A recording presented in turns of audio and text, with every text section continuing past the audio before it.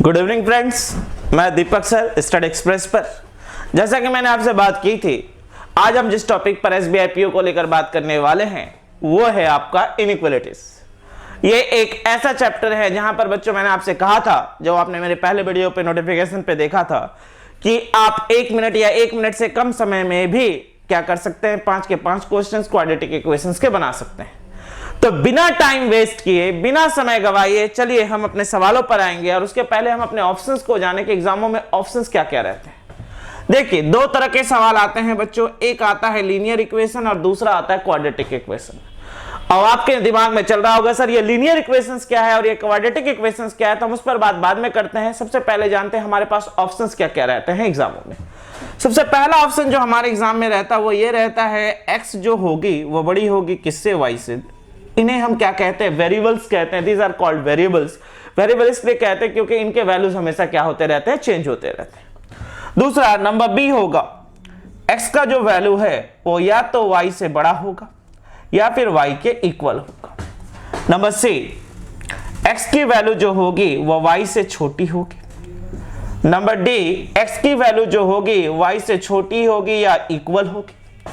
और नंबर ई, एक्स जो होगी वाई से साथ इक्वल होगी या फिर यहां पे बच्चों हमें क्या मिलेगा, नो रिलेशन। ये दोनों साथ साथ दिए होते हैं, एक्स इक्वल टू वाई या फिर नो रिलेशन। तो चलिए बिना समय गवाए हम सीधे सीधे अपने सवाल पर आते हैं। जैसा कि आप अपने सवाल बोर्ड पर देख रहे हैं, सबसे पहला सवाल हम जो लेते हैं वो ले रहे हैं लीनियर इक्वेशंस पे। सबसे पहला जो हम सवाल अपना ले रहे हैं वो है लीनियर इक्वेशंस पे। चलिए, जैसा कि आप सवाल देख रहे हो, आपके एग्जाम में जो सवाल दिया हुआ है और आपके बोर्ड पर भी जो है सवाल कुछ इस तरीके से है, 3x + y is equal to 18। तो इसे हम मान लेते हैं ये है हमारा इक्वेशन 1। और हमारे सवाल में फिर क्या है, x - 3y is equal to 5 और इसे हम मान लेते हैं इक्वेशन 2। अब कहावत ये होती है कि सर आप इसे लीनियर इक्वेशंस क्यों मान रहे हैं, ऐसा क्या है जिसके कारण हम इसे लीनियर इक्वेशंस कहते हैं। तो देखो बच्चों, लीनियर इक्वेशंस का मतलब होता है कि जब x के माथे पर या किसी के भी वेरिएबल्स के माथे पर अगर पावर 1 है और सभी के सभी इक्वेशंस में पावर 1 है तो उसे हम क्या कहते हैं, लीनियर इक्वेशंस कहते हैं। अब हमारे पास 2 इक्वेशन है, इक्वेशन 1 और इक्वेशन 2, और इसे सॉल्व करने के हमें x और y का वैल्यू जानना है। तो जैसा कि हमने पढ़ा हुआ है, यहाँ पे हम देख रहे हैं 3x + y = 18 है और यहाँ पे हम देख रहे हैं x - 3y = 5 है। तो हमें दिखा कि y का वैल्यू यहाँ प्लस में है और यहाँ पे दिख रहा है y का वैल्यू किस में है, माइनस में है। तो हमारे लिए सबसे बेहतर क्या होगा कि अगर हम इक्वेशन 1 में 3 से मल्टीप्लाई कर दें तो हमें y की भी वैल्यू कितनी मिल जाएगी, 3y मिल जाएगी। तो चलिए अब सॉल्व करते हैं और सॉल्व करने के बाद हमें मिलेगा क्या, अगर हम सॉल्व करें तो हमें मिलेगा 9x + 3y = 54। और इक्वेशन 2 को जैसे वैसे ही छोड़ते हैं, x - 3y = हमें क्या मिलेगा, 5। तो चलिए हम इसे सॉल्व करें, ये कट गया, यानी 10x = बच्चे हमें क्या मिला, 59। यानी x की वैल्यू कितनी होगी, 59 / 10, यानी हमारा जो आंसर आएगा वो कितना आएगा, 5.9।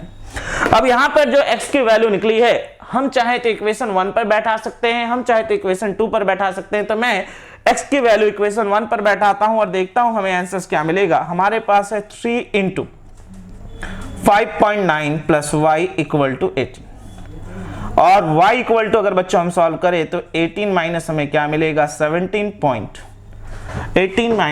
17.7, यानी y की वैल्यू जो आएगी वो कितनी आएगी, 0.3।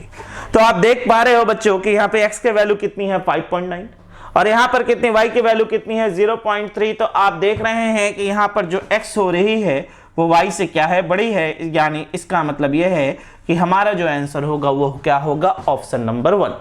तो चलिए इसी सिलसिले को बढ़ाते हुए हमने लीनियर इक्वेशंस के बारे में जाना, हम अब अपने अगले क्वेश्चंस पे आते हैं जो कि क्वाड्रेटिक इक्वेशंस को लेकर। देखिए, मैंने आपके कॉन्सेप्ट के लिए एक क्वेश्चन दिया है जिससे हम समझ पाए, x² + 5x + 6 = 0। क्वाड्रेटिक इक्वेशंस बनाने का नियम क्या है, क्वाड्रेटिक इक्वेशंस होता क्या है, देखिए जब आपके पास वेरिएबल्स हैं और उसकी जो हाईएस्ट पावर अगर 2 हो तो उसे हम क्या कहते हैं, क्वाड्रेटिक इक्वेशंस कहते हैं। जैसा कि हमने बचपन में भी पढ़ा है, हम बचपन की बातों को याद नहीं करते, हम सीधे सीधे सवालों पर फोकस करते किस तरीके से हम बना सकते हैं, नहीं बना सकते। इसके लिए आपको 2 चीजें याद रखना है। अगर आपका ऑप्टेंड साइन यानी जो साइन आया हुआ है, अगर आपका ऑप्टेंड साइन प्लस में है तो आंसर का जो साइन होगा, आंसर का जो साइन होगा बच्चों वो होगा माइनस में। अगर आपका ऑप्टेंड साइन प्लस में है तो आंसर का जो साइन होगा वो होगा किस में, माइनस में। और अगर आपका ऑप्टेंड साइन माइनस में है तो आंसर का जो साइन होगा वो होगा किस में, प्लस में। तो चलिए बनाने का नियम क्या है थोड़ा सा जान लें। यहाँ पे जो वैल्यू दी होती है हम क्या करते हैं, x के कोफिशिएंट के साथ मल्टीप्लाई करते हैं। अब क्वेश्चन उठता है सर ये कोफिशिएंट होता क्या है। कोफिशिएंट का मतलब है जो एक्स स्क्वायर के आगे जो नंबर्स होगा उसे हम क्या कहते हैं, कोफिशिएंट कहते हैं। अगर कुछ नंबर ना दिया हो तो वो कितने के बराबर होता है, 1 के बराबर होता है। तो 6 1 जा 6 और 6 का फैक्टर्स निकालते हैं जिसके कारण से हम बीच वाली संख्या को निकाल पाए। अगर यहाँ पे प्लस का साइन है तो हमारा आंसर प्लस करके आना चाहिए, अगर हमारा यहाँ पे माइनस का साइन है तो हमारा आंसर बीच वाला माइनस करके आना चाहिए। तो अब अगर हम यहाँ से देखें तो 6 के फैक्टर्स को अगर हम करते हैं तो हमें यहाँ से 6 को तोड़ने को मिला तो 2 × 3। और मैं देख रहा हूँ कि अगर मैं 2 को जोड़ दूं और 3 को जोड़ दूं, क्योंकि यहाँ पे प्लस का साइन है तो हमारा आंसर जो बीच का 5 चाहिए वो आ जा रहा है। यानी बीच वाले को अगर मैं तोड़ूं तो हमारा 2 फैक्टर मिल रहा है, एक मिल रहा है +2 और दूसरा मिल रहा है +3। लिखने का नियम क्या है बच्चों, लिखने का नियम है x = जो पहला फैक्टर है, जैसा कि मैंने बताया था, अगर यहाँ पे प्लस साइन है तो आपको ऑप्टेंड साइन में क्या लिखना है, -2 divided by coefficient, divided by coefficient of x²। यानी यहां से अगर हम करेंगे तो क्या मिलेगा, -2/1, यानी हमारा आंसर कितना आया, x का वैल्यू -2। उसी तरीके से दूसरे अगर डिजिट्स को ले तो यानी हमारे पास यहाँ पे +3 है और यहाँ पे करूँ कोफिशिएंट ऑफ x² तो डिवाइडेड बाई 1 है, यहाँ पे +3 है तो यहाँ पे हमारे आंसर्स में क्या आ जाएगा, -3। यानी इसे भी अगर हम सॉल्व करें तो हमें क्या मिलेगा, -3। यानी x की हमें 2 वैल्यू मिली है, एक मिला है +2 और दूसरा मिले है -3। तो हमने इस अपने कॉन्सेप्ट को जाना कि किस तरीके से हम क्वाड्रेटिक इक्वेशंस को सॉल्व करते हैं। फिर से मैं एक बात कह रहा हूँ, सबसे इंपॉर्टेंट पॉइंट जो बहुत बच्चे मिस करते हैं कि हमें जो बीच वाली संख्या लानी होती है वो हमेशा इस साइन के ऊपर डिपेंड करता है कि प्लस होकर आएगी या इस साइन पर डिपेंड करता है कि माइनस होकर आएगी। ये पूरे के पूरे लास्ट साइन के ऊपर डिपेंड करती है। तो बिना सवाल गवाए, बिना कुछ किए हम सीधे सीधे अपने सवाल पे चलते हैं जो कि क्वाड्रेटिक इक्वेशंस के ऊपर है। x² -5x -6 = 0 और आपके साथ दिया हुआ है y² + 5y -6 = 0। तो चलिए देखा जाए हमारे सवाल में ये आएगा क्या। अब अगर हम यहाँ से बात करें तो बच्चों आप गौर से देख सकते हैं कि अगर मैं x² -5x -6 = 0 लूँ तो यहाँ पर माइनस का साइन है और x के साथ अगर 1 का मल्टीप्लाई करूँ तो 6 1 जा 6 हो रहा है। अब हमें बीच वाले फैक्टर्स को जो लाना है, 5 को लाना है, कैसे लाना है, माइनस करके लाना है। तो अगर मैं 6 के फैक्टर्स को तोड़ूं, देखिए मैं जानता हूं ये आप जानते हैं फिर भी सीखते हैं। अगर मैं 6 के फैक्टर को तोड़ूं तो हमें यहाँ से क्या मिलेगा, 6 और 1 मिलेगा। और इसे अगर हम सॉल्व करें तो हमें यहाँ से क्या मिलेगा, -6 + 1। क्योंकि आप जान रहे हैं कि हमें लाना क्या है, -5 लाना है और यहाँ पे साइन किसका है, माइनस का। तो अब अगर मैं x की बात करूँ तो x के वैल्यू क्या होगी, यहाँ पे +6 है। तो x की बात करूँ तो x की वैल्यू क्या होगी, यहाँ पे -6 है। तो हमारे आंसर्स में क्या आएगा, +6 divided by coefficient of x² यानी 1 आएगा। यानी हमें यहाँ से क्या मिलेगा, +6।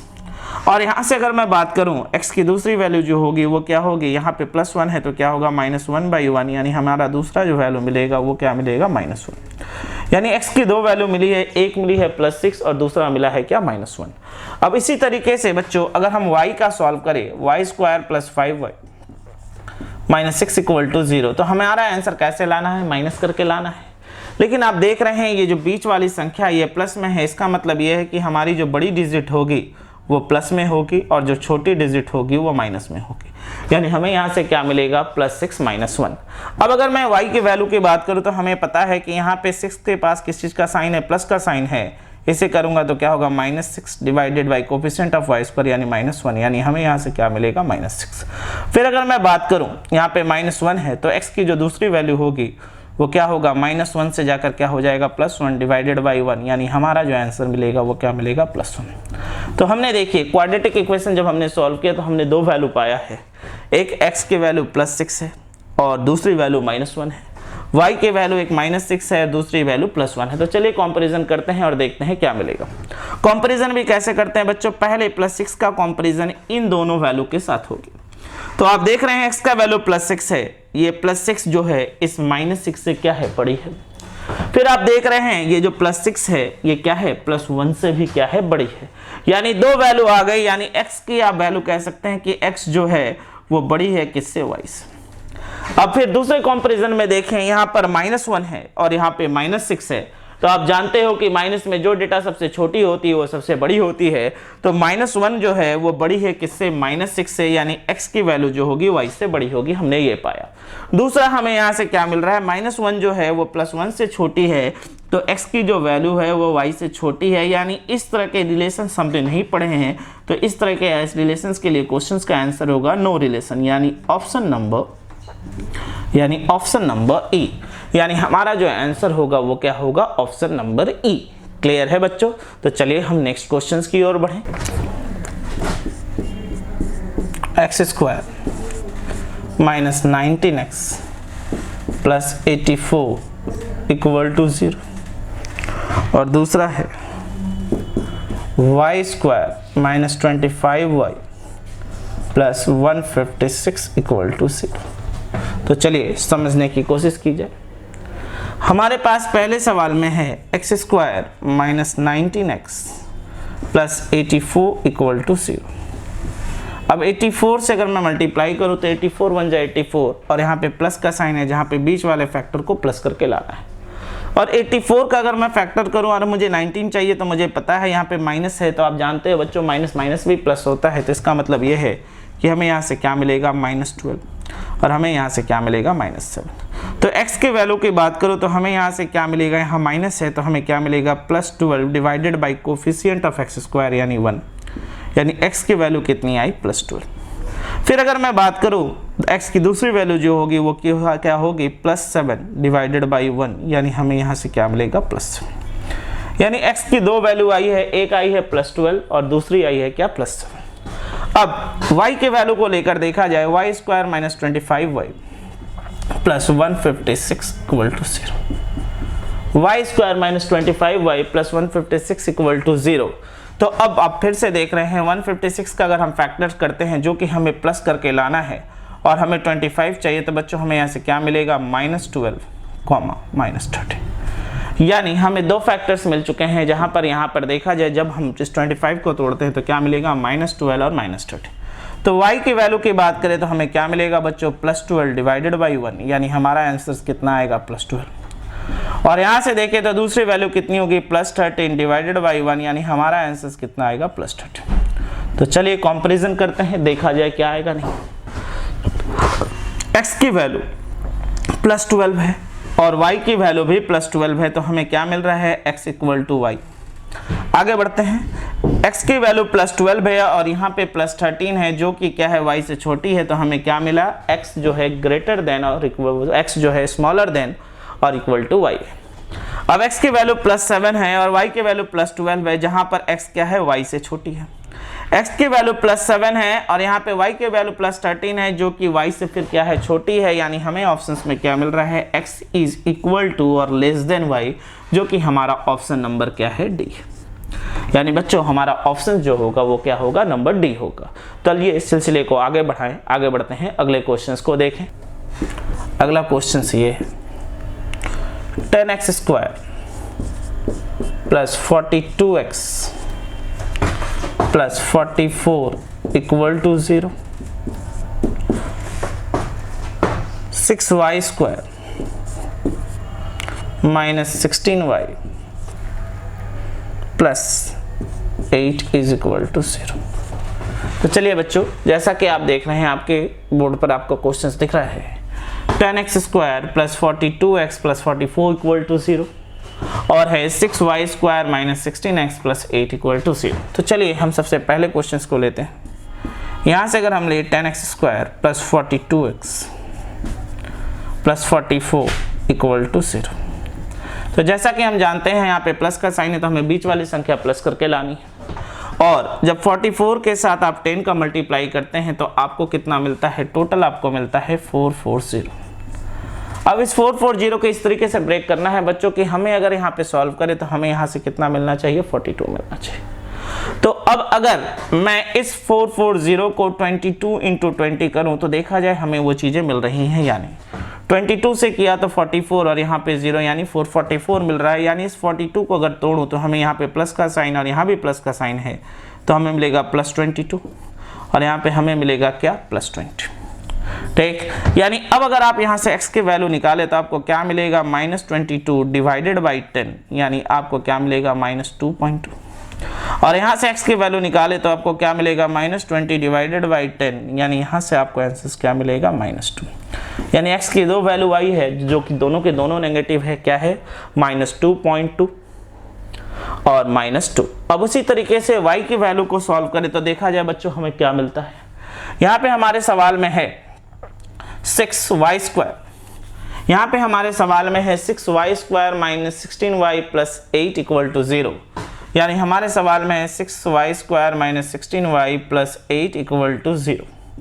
तो यहाँ से आप देखेंगे 8 6 48 और 48 का अगर फैक्टर करें जिसे जोड़कर 16 होना चाहिए तो क्या होगा, -12, -4। अब अगर मैं y के बात करूँ तो हमें क्या मिलेगा, +12 डिवाइडेड बाई 6, यानी हमें यहाँ से क्या मिला, +2। और यहाँ से बात करूँ तो यहाँ से क्या मिलेगा, +4 डिवाइडेड बाई 6, यानी हमें यहाँ से क्या मिलेगा, +2/3। यानी यहाँ से अगर हम सॉल्व करें तो 0.6666। तो आप इसी तरीके से देख सकते हैं x के दोनों वैल्यूज क्या है, नेगेटिव है, और x के दोनों वैल्यू क्या है, पॉजिटिव हैं। तो आप कैसे हैं, x के दोनों वैल्यूज क्या है, नेगेटिव हैं, और y के दोनों वैल्यूज क्या है, पॉजिटिव हैं। तो आप इसी तरीके से कहते हैं x की जो वैल्यू होगी वो y से क्या होगी, छोटी होगी, यानी ऑप्शन नंबर सी। इस क्वेश्चन में बच्चे इतना करने की आवश्यकता ही नहीं थी। अगर आप गौर से सवाल को देखें तो आप खुद कह सकते हैं कि सर यहाँ पर देखिए x के दोनों वैल्यूज जो आ रहे हैं ये प्लस प्लस में है, यानी x का जो वैल्यू आएगा वो माइनस माइनस में होगा। और यहाँ पे अगर हम देखें सर ये दोनों वैल्यूज माइनस माइनस में है और अल्टीमेटम जब हम सॉल्व करेंगे तो y के दोनों वैल्यूज जो होंगे वो प्लस प्लस में होंगे। तो हम देखकर भी आंसर बता सकते हैं कि x के यहाँ पे दोनों वैल्यू जो है वो माइनस में है और y के यहाँ पे जो दोनों वैल्यू है वो प्लस में है। तो y हमेशा क्या होगा सर, ग्रेटर होगा किससे, x। तो चलिए बच्चे सिलसिले को आगे बढ़ाते हैं और क्वाड्रेटिक इक्वेशंस को और सॉल्व करते हैं।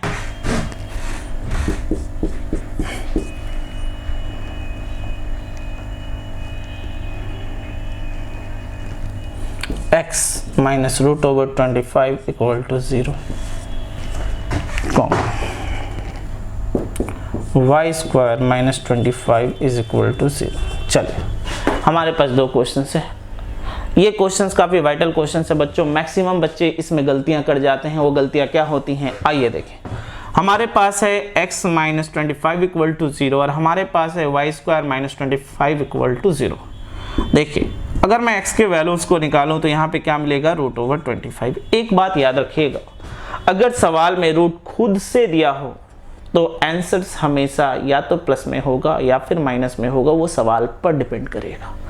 यहाँ पे हमारे सवाल में खुद से यानी खुद अपने आप क्वेश्चंस में रूट दिया हुआ है तो x की वैल्यू इधर गई रूट में तो ये पॉजिटिव है तो x की वैल्यू क्या आएगी, +5, यानी x की एक वैल्यू आई क्या, +5।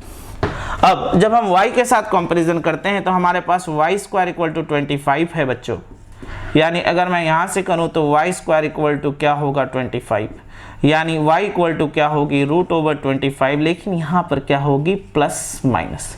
जब आप रूट अपने से इंप्लीमेंट करते हैं तो याद रखिएगा उस स्क्वायर रूट के दो वैल्यू होंगे, या तो एक प्लस में होगा और एक किस में होगा, माइनस में होगा। यानी एक वैल्यू जो आएगी यहां से y की वो क्या होगी, +5, और दूसरी वैल्यू जो होगी y की ये क्या होगी, -5। यानी जब आप रूट खुद से बैठाते हैं तो दो वैल्यूज आती है, एक आती है प्लस में और दूसरा आता है किसमें, माइनस में। याद रखिए बच्चों जो जो चीजें मैं बता रहा हूं बहुत वाइटल है, बहुत ध्यान से पकड़िएगा। मैक्सिमम बच्चे यहां पे गलतियां कर जाते हैं।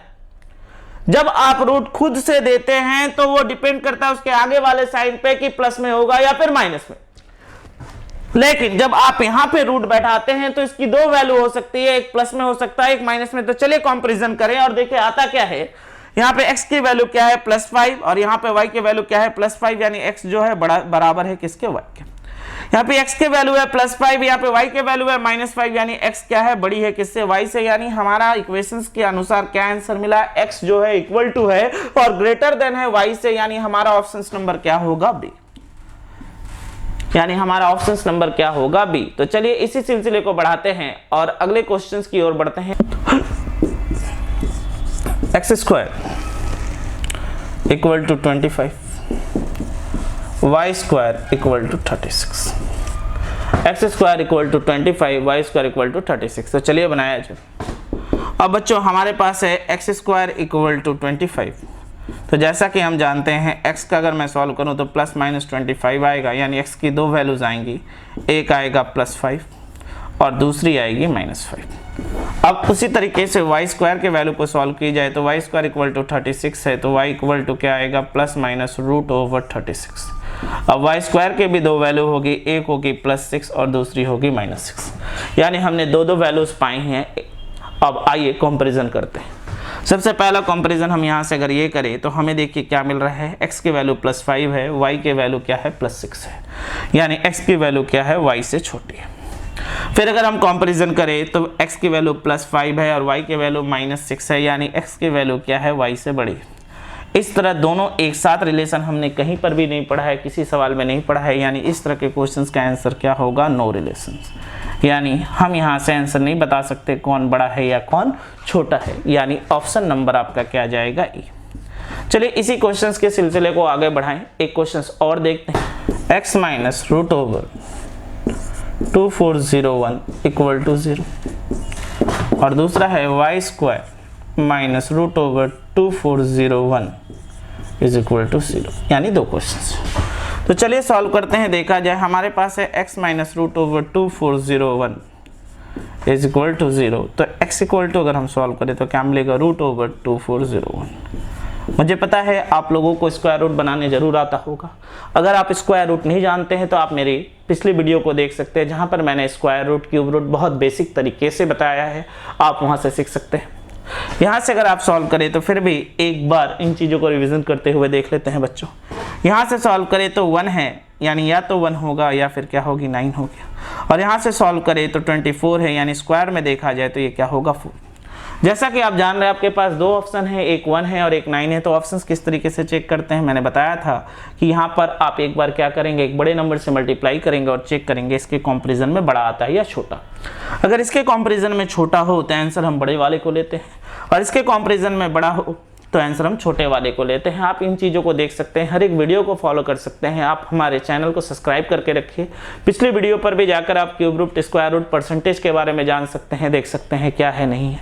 ठीक, स्टडी एक्सप्रेस बाय दीपक सर, आप क्लिक करके यूट्यूब पर देख सकते हैं। ठीक, तो चलिए देखिए x = क्या मिला ये, और अगर हम x ज़्यादा से मल्टीप्लाई करें तो 4 5 से क्या होता है 20, जो कि इससे क्या है, छोटी है। तो हमारी आंसर्स कितनी होगी, 49। तो x की वैल्यू हमें जो मिल रही है वो कितनी मिल रही है, 49। अब अगला देखें, y² = हमारे सवाल में क्या है, यहाँ रूट ओवर नहीं होगी, क्वेश्चंस में कुछ करेक्शंस कर लें। y² क्या है, 2401।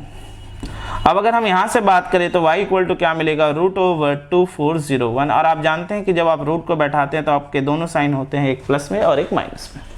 अब यहाँ से अगर हम सॉल्व करें तो y की दो वैल्यूज होंगी, एक होंगी +49 और दूसरा होगा -49। तो चलिए कंपेयर किया जाए।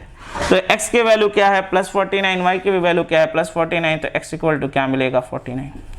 और दूसरा देखिए, x की वैल्यू +49 है, y की वैल्यू -49 है, यानी x की वैल्यू जो क्या है, y से बड़ी है। यानी हमें कौन क्या मिला, x इज इक्वल टू और s is greater than equal to y। यानी हमारा क्या मिल रहा है, अगर यहाँ 49 नहीं होगा, यहाँ पर क्या होगा, x is greater than equal to y, यानी आंसर सी आएगा। ठीक है, तो चलिए बढ़ते हैं आगे। तो चलिए बच्चों अगले क्वेश्चंस की ओर बढ़े। अगला क्वेश्चन है x² + y² = 3341 और हमारे पास है x² - y² = 891। तो हमारे पास दो इक्वेशंस हैं, तो चलिए मैं मान लेता हूँ x square plus y square is equal to 3 3 4 1, ये हमारा हो गया इक्वेशन 1। और दूसरा मान लेते हैं x square minus y square equal to 891, ये मान लेते हैं इक्वेशन नंबर 2। तो जैसा कि आप देख रहे हो एक्स स्क्वायर एक बार प्लस में है और एक्स स्क्वायर यहाँ भी प्लस में है, यहाँ पे एक बार वाई स्क्वायर प्लस में है और एक बार वाई स्क्वायर माइनस में है। तो अगर हम प्लस करके बनाए तो ये दोनों डेटा क्या होंगे, कट जाएंगे। यानी एक्स स्क्वायर इक्वल टू हमें यहाँ से अगर हम सॉल्व करें तो क्या मिलेगा 2 3 2 4, यानी एक्स स्क्वायर इक्वल टू अगर सॉल्व किया जाए बच्चों 2 से अगर हम इसको काट दे तो 2116, यानी हमें क्या मिला 2116।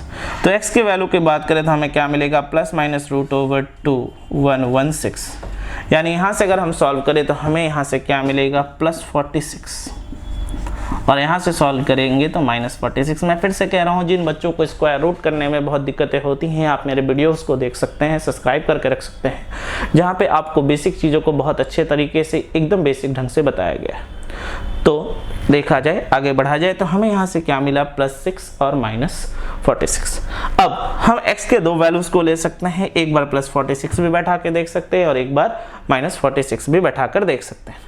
अब अगर आप देखें तो एक्स स्क्वायर का वैल्यू हमारे पास क्या है 2116 है। तो चलिए हम अपने इस वैल्यू को इक्वेशंस 1 में बैठाते हैं, तो हमें यहाँ से क्या मिलेगा 2116 plus y square is equal to 3341। तो अब मैं बच्चों वाई स्क्वायर की बात करूँ तो हमें क्या मिलेगा 3341 माइनस 2116।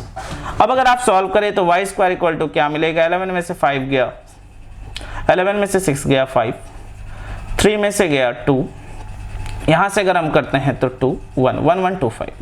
तो y इक्वल टू क्या मिलेगा प्लस माइनस रूट ओवर 1125, यानी इसे अगर आप बच्चे सॉल्व करें तो आपको क्या मिलेगा प्लस 35 और एक क्या मिलेगा माइनस 35। तो आप देख रहे हो इस तरह के क्वेश्चन में जहां पर x के दो वैल्यू हैं, एक प्लस में है और एक माइनस में है, y के भी दो वैल्यू हैं, एक प्लस में है एक माइनस में है, तो कंपैरिजन करने की कोई आवश्यकता नहीं है बच्चों, आप डायरेक्ट लिख सकते हैं। इस तरह के क्वेश्चंस का आंसर क्या होता है, नो रिलेशन, यानी इनके बीच में कोई रिलेशंस नहीं है। So what you will get from here, no relation, यानी इक्वेशन से सॉल्व करने के बाद हमने देखा हमारा जो ऑप्शन आ रहा है वो क्या है, ऑप्शन नंबर ए। तो चलिए अपने इस सिलसिले को आगे बढ़ाएं, अगले क्वेश्चंस की ओर बढ़ें। Root over x minus root 6 by root 6 equal to 0, y cube minus 6 equal to 0। तो चलिए सवाल को सॉल्व किया जाए, देखा जाए हमारा क्या आंसर है। सबसे पहले क्वेश्चन में है root x minus root 6 by root x equal to 0। अगर मैं इसे लिखना चाहूँ तो ये लिख सकता हूँ root over root 6 by root 6, इसे भेज दो तो रूट से रूट मल्टीप्लाई होगा तो x इक्वल टू बच्चों हमें क्या मिलेगा रूट 6, यानी x का वैल्यू हमारे लिए क्या आया, x इक्वल टू क्या आया रूट 6 है। अब हम अपने दूसरे क्वेश्चंस में लेते हैं, हमें हमारे पास है y क्यू इक्वल टू 6 का पावर 3/2 इक्वल टू 0। तो यहाँ से सॉल्व करें तो y क्यू इक्वल टू क्या मिलेगा 6 का पावर 3/2। आप देख रहे हैं यहाँ पर भी 3 है, यहाँ पर भी 3 कट गया, यानी y इक्वल टू क्या मिले 6 का पावर 1/2, जिसे हम क्या कह सकते हैं रूट ओवर 6। तो आप देख रहे हैं x का वैल्यू भी रूट 6 है और y का वैल्यू भी रूट 6 है, तो हम यहाँ से कह सकते हैं हमारा जो x है वो y के बराबर है, यानी इस तरह के क्वेश्चंस के लिए हमारा जो ऑप्शन होगा वो क्या होगा, ऑप्शन नंबर ए। तो बच्चों आज हमने क्वाड्रेटिक इक्वेशंस के बारे में जाना, किस तरीके से आप क्वाड्रेटिक इक्वेशंस को सॉल्व करेंगे, किस तरीके से हम ज़्यादा से ज़्यादा सवालों को बना पाएंगे। आप हमारे चैनल को फॉलो करते हुए रहिए, आपको इसी तरीके से इंग्लिश की क्लास भी मिलेगी, इसी तरीके से रीजनिंग की क्लास भी मिलेगी, जो कि आपके SBI प्री के लिए काफ़ी इंपॉर्टेंट हो, जो कि आपके SBI मेंस के लिए काफ़ी इंपॉर्टेंट हो। समय कम है बच्चों, सही स्ट्रैटेजी होनी बहुत ज़रूरी है और वो सही स्ट्रैटेजी, सही तरीका हम आपको प्रोवाइड करेंगे, स्टडी एक्सप्रेस के प्लेटफॉर्म पे प्रोवाइड करेंगे। क्या हो सकता है, नहीं हो सकता है। तो till here till then practice करते रहिए, हमारे साथ जुड़ते रहिए और हमारे चैनल को सब्सक्राइब करके रखें, जिससे ज़्यादा से ज़्यादा आपको वीडियो मिलते रहे। लाइक करिए और अपने SBI PO को क्रैक करके अपने लाइफ को सिक्योर करिए। Thank you.